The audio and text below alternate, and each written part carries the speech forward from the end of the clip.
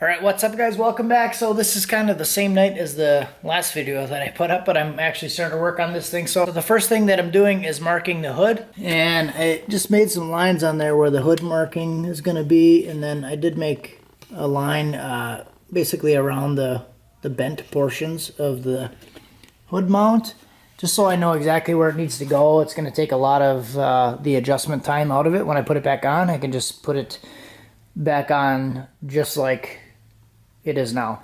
So I did the same thing on the Ranger. I made a little like scuff mark. I actually scratched the paint on that one. This one I just used a Sharpie. So that way when I bolt it on, I can do it by myself, and I don't need any help. There's no alignment time. I just know exactly where it needs to go, tighten the bolts, shut the hood, it's done. So I'm gonna get the hood off because I'm gonna be crawling around up here.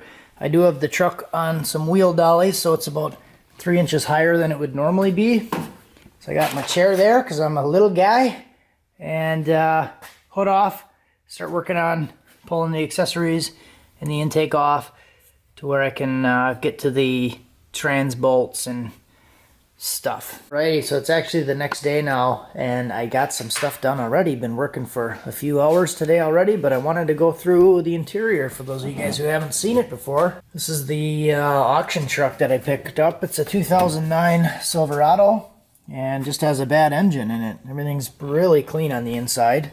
I'm kind of impressed actually. So I was just going to flip this thing. I might drive it for a little bit. It's a two-wheel drive truck, and winter is approaching really fast in Wisconsin, so I don't know if I really want to keep it. So I'll probably just get it running and then put it on the market right away, and if it sells, it sells. If not, I'll just drive it till it sells. But it's a pretty nice truck. It's pretty clean.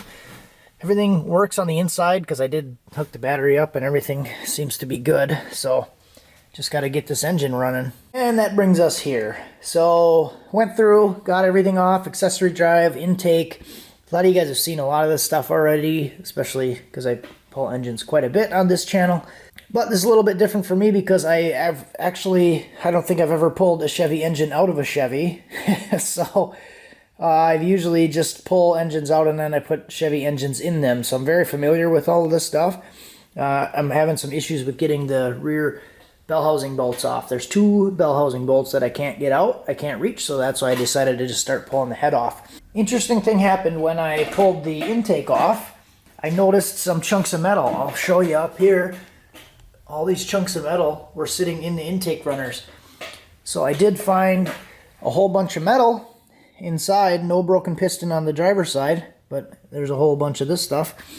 And I did notice that the top of the head, inside the head, seemed really, really dry, like it didn't have enough oil. But there's also this right here.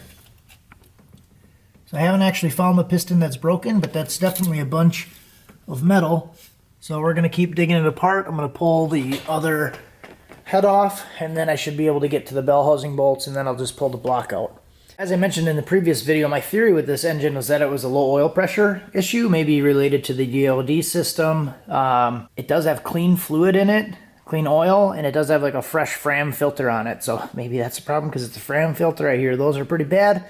But alarming, when I go into the head, there's like no oil in the head. I know it's been sitting for a while, but usually there's like a pocket of oil that likes to collect in the back of the head, on the back side of the engine. But this thing was like completely dry, like really, really clean on the inside. So kind of reiterating or pointing more towards the low oil pressure or lack of oil flow.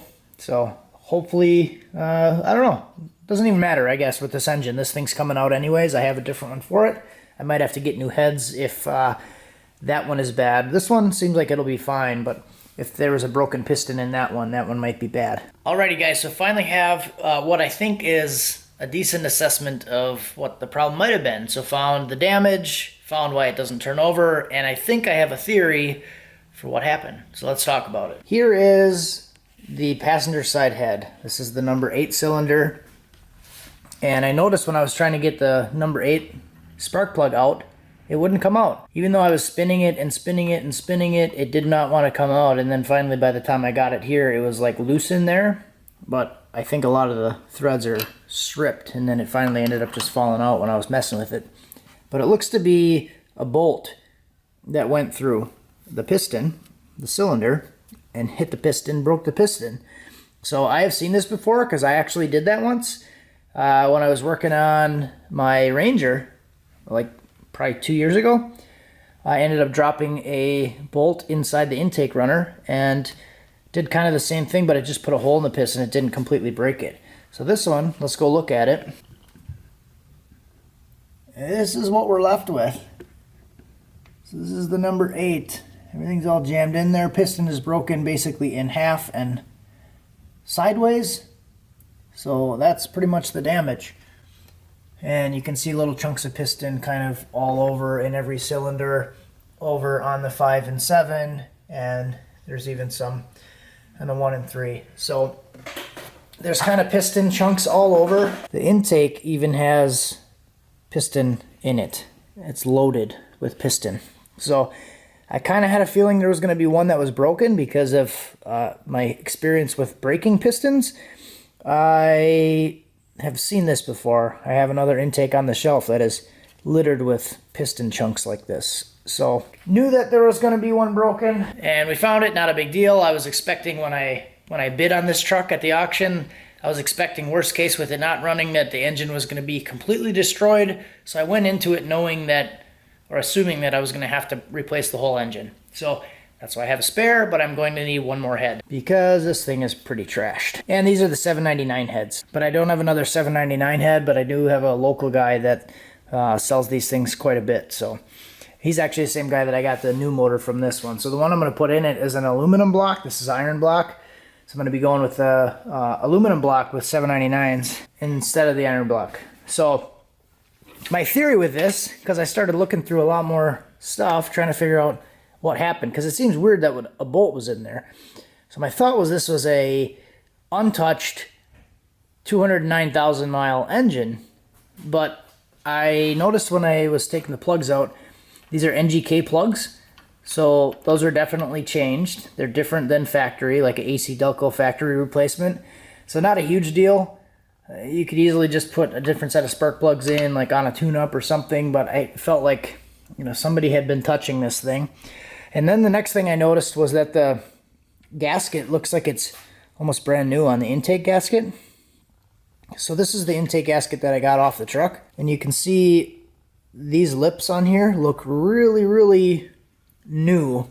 So this one, for comparison, I know that this is a new gasket because I bought it within the last year. And it kind of looks the same compared to this gasket here, which I know is a 200,000 mile gasket that I know I got off of a old engine. So you can see how this is all kind of flat and pressed in. It doesn't have the nice little ridges all the way around just because it's been on there for so long and so many heat cycles, and you eventually get to the point where this stuff is kind of flat. So that was kind of a red flag that maybe the intake was off. Then I started thinking, after I saw this, I looked at the intake gasket. So I feel like somebody replaced this, confirming that they had the intake off. But why would they have the intake off? These engines are known for having the DoD systems fail on them. So what I did next was go to look at the DoD lifters. The lifters on this engine and the lifter tray is like, they look brand new. So here is a known 200,000 mile-ish set of trays and lifters. So you can see there's a lot more oil deposit and a lot more scuffing and wear on the lifters, and the tray is dark and oily. These are like brand new. They're shiny, there's minimal wear on them, the trays look really clean, everything looks really clean. So my thought is that it had a DoD failure. They serviced it, put new lifters in, new trays, new intake gasket, and if we look over here, possibly even new valve covers and new rockers and push rods. So look how clean this valve cover is. And this could be like maybe using really good oil or something and it just didn't build up over time. But this is a junkyard valve cover, and I got this valve cover from the same guy that I buy the aluminum engines from. So I know that this is like a junkyard cover, and it's the same side, passenger side cover, and this is the one that came on the truck on the driver's side. So even this one is really shiny, really clean, looks like it was barely touched or not really ran that long. So that was kind of, I don't know, maybe a little red flag that some of this stuff was replaced. They serviced this engine, replaced some things, put new lifters in it, made a mistake, dropped the bolt in and didn't know that they dropped the bolt and left it in the intake or in the intake runner or something, and ended up getting it sucked in to the cylinder and popped that cylinder. I mean, there was definitely a bolt in there. Look at all the threads.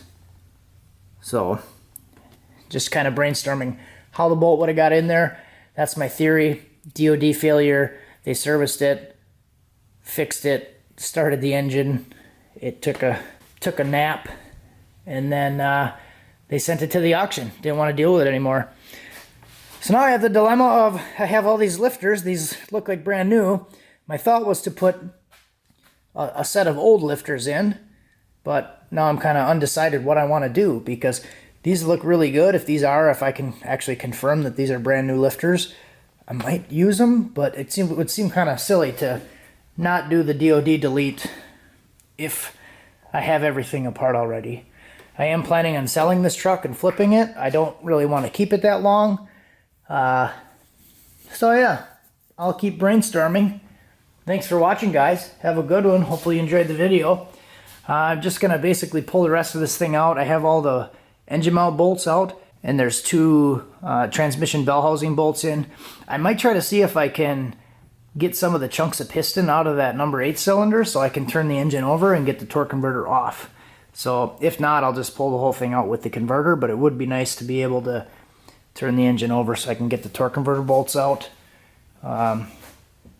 Yeah, that's where I'm at. I'll keep plucking away at this thing probably a little bit at a time. I'm not really in a huge rush to get this thing done, but hopefully in the next maybe week or something, we'll get it back together.